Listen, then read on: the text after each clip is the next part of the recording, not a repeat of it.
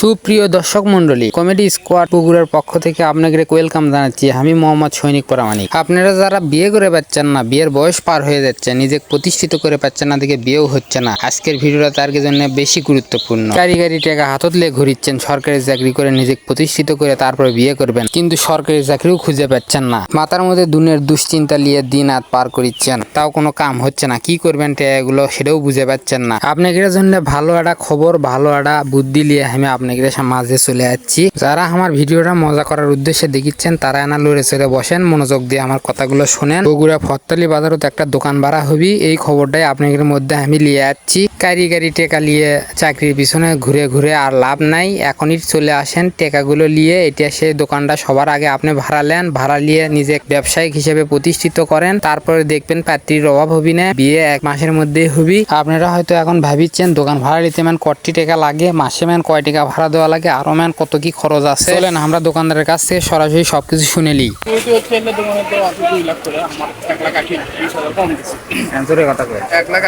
তোমার সিকিউরিটি আর হচ্ছে মাসে হচ্ছে ভাড়া তোমার 10,000 টাকা।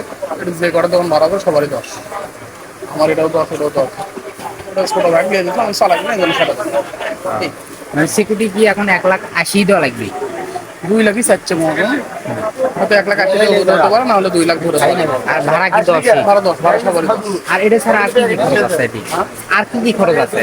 আর কোনো খরচ নাইট গার্ড, ঝাড়ু দাও 10 টাকা দিন, 10 টাকা দিন, আর তারপরে ঝাড়ু টাড়ু আর কিছু না। ওই আচ্ছা ঠিক আছে।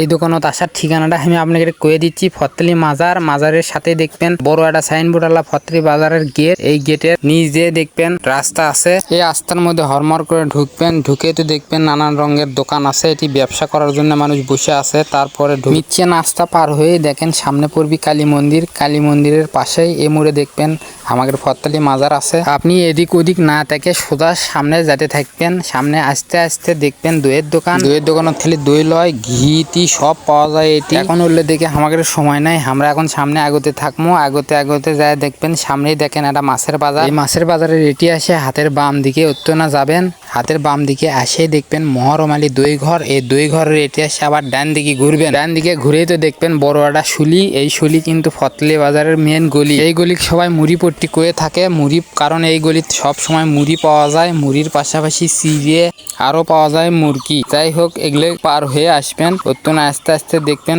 পানের দোকান। এই পানের দোকান পার হয়ে প্রথমে যে দোকান, এই দোকানের পরের দোকানটাই কিন্তু আমাদের সেই নির্দিষ্ট দোকান, যে দোকান ভাড়ার কথা করছি আমরা। দোকানের পজিশন কিন্তু মাশাআল্লাহ খুব ভালো।